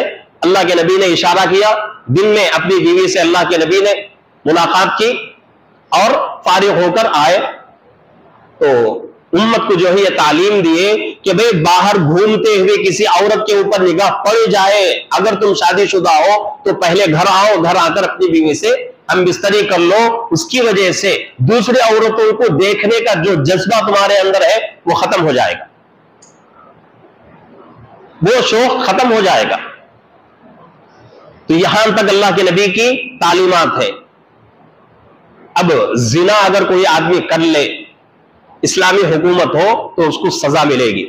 سزا کیسے؟ 2 طرح کی سزا ہے۔ اگر شادی شدہ ہے، شادی شدہ آدمی زنا کرتا ہے تو اس کو کیا کریں گے؟ سنسار کریں گے۔ سنسار کا مطلب پتھروں سے مار مار کر اس کی جان لیں گے، اس کو مار ڈالیں گے۔ نہیں، شادی شدہ نہیں ہے ایسا آدمی اگر زنا کرتا ہے تو اسلامی حکومت ہو تو اس کو 100 کوڑے ماریں گے. اور مفسرین فرماتے ہیں کہ 100 کوڑے کھانے کی کسی کے اندر طاقت نہیں رہتی. 100 کوڑے کھانے سے پہلے وہ اللہ کو پیارا ہو جائے گا. تو اتنی خطرناک سزا ہے اسلام کے اندر زنا پر. تو اس لیے زنا کے قریب مت جانا, زنا کے قریب ہرگز مت جانا. آج کا زمانہ بہت ہی خطرناک زمانہ ہے. بہت سارے ہمارے بچے بچیاں ایمان جو ہے ان کا ختم ہو رہا ہے, مرتد ہو رہے ہیں. ناجائز محبت, ناجائز عشق. فردوس کے لائن میں جو لوگاں دکانہ رکھی ان کو معلوم رہتا, دیکھتے رہتے انہوں. کالج سے بچے آتے میں ہو, ایسا ماحول ہوتا, اللہ معاف کرنا, اللہ بچانا سب کو, کہ ہر بچہ اس کی نگاہ ہر کسی نہ کسی بچی پر, ہر بچی اس کی نگاہ کسی نہ کسی بچے پر. ٹھنڈے دل سے سوچنا کہ بھئی کوئی مرد دوسرا ہمارے گھر کی عورت کو دیکھے, کیا ہم ناپسند, کیا ہمیں پسند کرتے ہیں, ہمارے گھر کی مستورات کو دیکھے تو ہم ناپسند نہیں, تو وہ عورت بھی کسی کے گھر کا چراغ ہے, وہ عورت بھی کسی کے گھر کی عزت ہے, وہ عورت بھی کسی کے گھر کا, کسی کے باپ کا دل کا ٹکڑا ہے. اگر اس کے ساتھ ہمیں ایسا کرے تو وہ باپ کو کتنی تکلیف ہوتی. تو اس کے واسطے یہ گناہوں سے بچنے کی کوشش کرنا. اور یہ بات میں نوجوانوں سے خاص کر کے بولتا ہوں, جن کی شادی نہیں ہوئی ہے ان سے میری یہ درخواست ہے کہ بھئی یہ اس گناہ سے بچو, انشاءاللہ ایمان کا نور آپ کے دلوں میں آئے گا. اور یہاں تک کتابوں میں لکھا ہوا ہے, جو بندہ دنیا کے اندر ایک مرتبہ بھی کسی غیر محرم کے طرف نگاہ ڈالنے سے نگاہ کو بچا لیتا ہے, ایک نگاہ بچانے کی وجہ سے اللہ جنت میں ایک حور دیں گے. ایک مرتبہ نگاہ بچانے کی وجہ سے اللہ جنت میں ایک حور دیں گے. اگر ایسا دن میں 100 مرتبہ نگاہ بچائے تو ایک دن کا بدلہ کتنا ہو گیا؟ 100 مرتبہ نگاہ غلط عورتوں پر نگاہ جانے سے بچا لیے تو 100 حور اللہ ہمیں دیں گے. اور جو لوگ اس گناہ سے بچے رہتے ہیں ان کے چہرے پر ایمان کا نور رہتا ہے, ان کے دل بھی ایمان کے نور سے منور رہتے ہیں, اور ایسے لوگوں کو اللہ عبادتوں کی توفیق دیتے ہیں. تو اس لیے اس گناہ سے بچنے کی کوشش کرنا. چند دن پہلے ہمارے گاؤں کی چیک کارگزاری بچی جو ہے ایک دوسرے گاؤں کی ہے, گاؤں کا نام بولتا نہیں, پڑھنے واسطے یہاں کو آتی ہے. تو وہ بچی ایک بچے کے ساتھ محبت عشق میں مبتلا ہو گئی, اور وہ بچہ الگ سے ایک گھر لے کر وہ بچی کو روز بھی بلانے کو جاتا ہے. اب کیا سمجھتے بولو, ایک تنہا نوجوان اور اس کے ساتھ ایک نوجوان بچی, کون بھی نہیں گھر میں, کیا گناہ ہوتا نہیں؟ کیا وہ لوگ گناہ کے قریب نہیں جاتے؟ سوچ بھی سکتے نہیں. ہر حال میں زنا میں وہ لوگ مبتلا رہتے ہیں. کئی دن گزر گئے, کئی دن میں کئی مہینے گزر گئے. بچی کالج کے نام سے آتی ہے اور آ کر کچھ وقت کالج میں رہتی ہے, آدھے دن سے زیادہ اس کے گھر میں گزارتی ہے. اب ووچ گلی میں کچھ مسلمان بھی تھے, وہ بچی ہے نا برقع پہن کو چاہتی ہے, برقع پہن کو, نقاب پہن کو, پورا پردے کا اہتمام کرتے ہوئے آتی ہے اور اس کے گھر میں جاتی ہے, آدھے دن سے زیادہ وہاں رہتی اور پھر واپس گاؤں کو چل جاتی ہے. کچھ مسلمان تھے وہاں, پکڑ لیے, پوچھے بچی کو, کیا ماں, کون سا گاؤں, کیا نام تیرا؟ فلانا گاؤں. یہاں کئی کو آتی ہے, انہیں میرا دوست, انہیں کون؟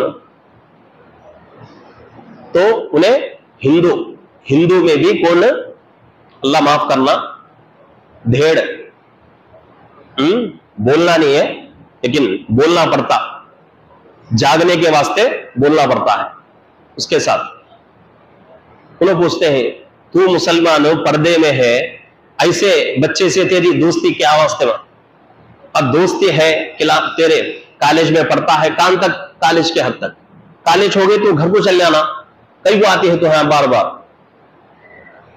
اب انہیں ہے نا بچہ لڑنے آ گیا، لڑنے آئے تو انہوں کیا بولے ہیں بھائی یہ ہے نا تیرے قوم کی بچی کا مسئلہ نہیں، میری قوم کی بچی کا مسئلہ ہے. کیا میری قوم کی بچے ہونے سے میں کان تک ہے تو بھی جاتا ہوں. بعد میں انہیں ہے نا ایک 10-20 جنا کو لے لے کے آ گئے، کئی کو ہاں ذرا دبانے واسطے. تو انہوں بولتے ہیں بھائی 10-20 نہیں، پورے گاؤں کو لا دو، لیکن نہیں چھوڑتا نہیں میں. وہ جو بڑے آئے ہیں ان کو خود بولے گا دیکھو تمہاری بچی کس کے تو گھر میں جا کو وقت گزارتی ہے تو تم نہ پسند کیا؟ تو تب انہوں ہے نا نہیں ہم نہ بھی پسند نہیں. پھر کئی کو آتے ہیں طرفداری، کئی کو سپورٹ کرتے ہیں، تمہارا کام تمہیں کرو، ہمارا کام ہمیں کرتے ہیں. اس کے بعد بچی کو انہوں پکڑو کو، نام پوچھ کو، باپ کا نام ماں کا نام پوچھ کو، پورا ایڈریس لے کو ماں باپ کو بلا بھیجے. ماں باپ کو بلا بھیجے تو بولے ہیں بھائی دیکھو تمہاری بچے ایسا کرتے ہیں ایسا کرتے ہیں. اب شروع میں ماں باپ کو بھروسہ ہوا نہیں، ایسا کیسا ہوتا ہوا، ہماری بچی اب میں بھی بڑے یہ اندھے بن جاتے ہیں. کیا بولتے ہیں ہم نہ ہمارے بچوں کو ہمارے سے زیادہ بھروسہ بولتے ہیں، ہمارے سے زیادہ ہمارے بچوں کو بھروسہ ہٹا دلنا، لیکن تمہاری بچی بھی بھروسے کو ٹکانا. لیکن یہاں وہ باہر پڑا تو بچی کو پوچھتے کچھ تو بچی بولتی ہے نہیں صحیح اب میں مرنے ہے تو مرتا ہوں، لیکن اسے چھوڑتے نہیں. معلوم ہوا بعد میں 1 ہفتہ 10 دن کے بعد بچی کیا ہے؟ حمل سے ہے، بچی حمل پیٹ سے ہے. دیکھو کتنی خطرناک بات. ہمارے بچے بچیوں کو کیا ہوتا ہے، کہاں ہماری جو ہے بچوں کی زندگیاں جاتے ہیں، یہ ہم سب کی ذمہ داری ہے. ہم سب ہے نا ان چیزوں کے اوپر سوچنا. بعد میں معلوم ہوا 1 مہینے کے بعد بچی انتقال ہو گئی. بچی انتقال ہوگی سو نہیں، ماں باپ شرم کے مارے بچی کو مار ڈالیں گے. ماں باپ شرم کے مارے عزت جاتی ہے بول کر بچے کو مار ڈالیں. کیا فائدہ ہوا بولو؟ پہلی غلطی تو ہمیں کیا کرے، ہماری بچیوں کو آزاد چھوڑ ڈالے. انہوں کام ہو جاتے ہیں، کیسا ہے ان کا رہن سہن، ان کے دوست کیا بھی ہم نہ مطلب نہیں، کیا بھی بگڑا لیے نہیں. ایک غلطی. دوسری غلطی کیا کرے، معلوم ہوا ہم نہ اسے سدھارنے کی کوشش کرنا. بہت سارے طریقے ہیں سدھارنے کے. اب اس کے اوپر اور ایک بڑی غلطی کیا کرے، بچے کو مار ڈالے. تو ایسا اس کے واسطے زنا کے قریب مت جانا. زنا کے قریب چلے گئے تو غلط کبھی بھی غلطی اس غلطی کو چھپانے واسطے اور غلطی کرنا پڑتا، تو غلطیاں انسان کرتا جاتا. تو اس کے واسطے میں ہمارے نوجوانوں سے میری درخواست ہے کہ بھئی نوجوانی تمہارے اندر ہے تو تم کیا کرو، کسی کے گھر کی عزت کو کھلواڑ بناؤ نہ. تمہیں کرتے مول کر نہیں، تمہیں کرتے ہی مول کو بولتا نہ ہو، لیکن احتیاط. کون تو بھی ہمارے بچے کو دیکھا تو ہم نہ پسند نہیں، تو ان کی بچی کو ہم نہ دیکھے تو ان کو ویسا پسند. اس کے واسطے ہر بچی کو اپنی بچی سمجھنا، ہر بچی کو اپنی بچی سمجھے تو انشاءاللہ یہ گناہ ختم ہوتا. تو یہ جو ہے ایک صفت یہ کہ زنا کے قریب مت جاؤ. زنا اگر ہو گیا، یہاں تک حدیثوں میں ہے جب آدمی شراب پیتا ہے، جب آدمی زنا کرتا ہے تو اس کے وقت تک جب تک وہ گناہ میں انسان مبتلا رہتا ہے تب تک اللہ ایمان نکال لیتے ہیں دل سے. اس وقت ایمان نکال لیتے اللہ. کب تک؟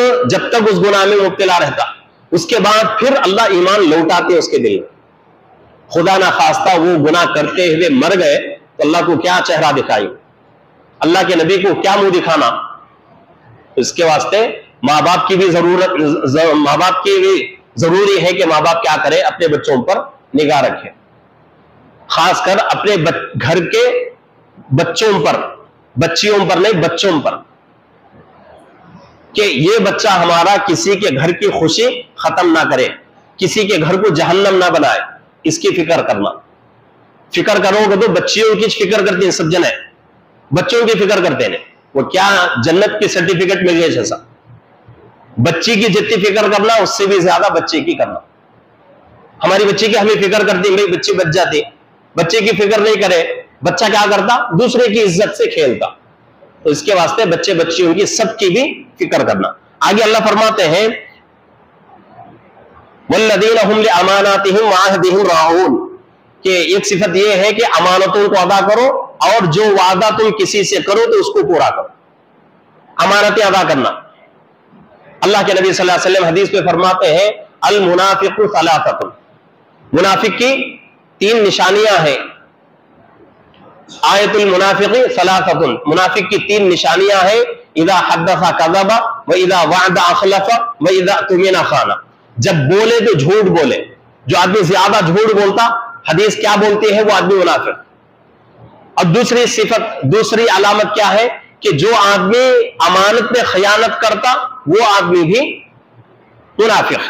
تیسری علامت، تیسری نشانی کیا ہے؟ کہ جو آدمی وعدہ کر کے وعدہ خلافی کرتا، امانت میں خیانت، یہ تو دوسری نشانی، اور وعدہ خلافی کرنا یہ بھی منافق کی نشانی ہے. تو یہاں حدیث اللہ کا فرمان ہے کہ جو وعدہ کرو اس کو پورا کرو، امانتیں ادا کرو. وعدہ اگر پورا نہیں کرے، امانتیں ادا نہیں کرے، اللہ کے نبی اور ایک حدیث میں فرماتے ہیں کہ ایک زمانہ قیامت کے قریب ایسا آئے گا کہ لوگ امانتوں میں خیانت کریں گے، وعدہ خلافی زیادہ کریں گے. اگر ایسا زمانہ تم دیکھ لو تو فیصلہ کر لو کہ قیامت قریب ہے. تو اس لیے امانت اگر کون تو بھی ہمارے پاس رکھا تو اس کی حفاظت کرنا اور اسے واپس لوٹانا پوچھنے پر. کسی سے کوئی وعدہ کر لیے تو وعدہ پورا کرنا. وعدہ پورا کرنا اور بالکل ناجائز چیزوں میں وعدہ پورا کرنا نہیں ہے. حرام چیزوں میں وعدہ خلافی، وعدہ یہ سب نہیں. جائز چیزوں میں، نیک باتوں میں، اچھی باتوں میں کسی سے کوئی وعدہ کر لیے تو وعدہ پورا کرنا. اور اس کے ساتھ ساتھ آگے اللہ فرماتے ہیں والذین هم علی صلواتهم یحافظون، اور وہ لوگ جو اپنے نمازوں کی پابندی، نمازوں کی حفاظت کرتے ہیں. پہلے بارے میں پہلی صفت آئی تھی ہمارے سامنے، کیا؟ نمازوں کے اندر خشوع خضوع پیدا کرنا. ابھی آخری صفت ہے، کیا ہے؟ کہ نمازوں کی حفاظت کرنا، یعنی کہ نمازیں پابندی سے پڑھنا، نمازوں کا اہتمام کرنا، ایک وقت کی نماز بھی چھوڑنا نہیں اور پابندی سے اس کا اہتمام کرنا، یہ بھی ایک صفت ہے. اگر اس طرح کرے اولئک هم الوارثون الذین یرثون الفردوس هم فیہا خالدون، ان لوگوں کو ہم وارث بنائیں گے. ان لوگوں کو ہم وارث بنائیں گے. کس کا؟ جنت کا وارث بنائیں گے، فردوس کا وارث بنائیں گے. اور کب تک وہ لوگ رہیں گے؟ ہم فیہا خالدون، ہمیشہ ہمیشہ کے لیے وہ لوگ جنت پہ رہیں گے. تو یہ 7 صفات اپنے اندر پیدا کرنے کی ضرورت ہے. اگر یہ 7 صفات پیدا ہو گئے تو انشاءاللہ ہماری زندگی صحیح راستے پر آئے گی اور کامیاب رہیں گے. تو یہ صفات اپنے اندر پیدا کرنے کی ضرورت ہے. اگر کوئی صفت میں اگر کمی ہے تو اس کو ہر حال میں اپنے اندر پیدا کرنے کی کوشش کریں. اللہ سے مدد طلب کریں کہ اے اللہ یہ صفات ہم اپنے اندر پیدا کرنا چاہتے ہیں، اے اللہ تیری مدد شامل حال ہو تو ہم یہ صفات اپنے اندر پیدا کر سکتے ہیں. اگر تو توفیق نہیں دیا تو ہم کچھ نہیں کر سکتے. اللہ سے دعائیں بھی کریں اور کوشش کرتے ہوئے ان صفات کو اپنے اندر پیدا کرنے کی کوشش کریں گے. اللہ رب العزت سے دعا ہے کہ اللہ رب العزت ہم تمام کو یہ صفات جو جس کا تذکرہ اللہ نے قرآن میں فرمایا ہے، ان صفات کو اپنے اندر پیدا کرنے کی اور اپنی زندگی کو سدھارنے کی اللہ ہم سب کو توفیق عطا فرمائے. آمین. وآخر دعوانا الحمدللہ رب العالمین.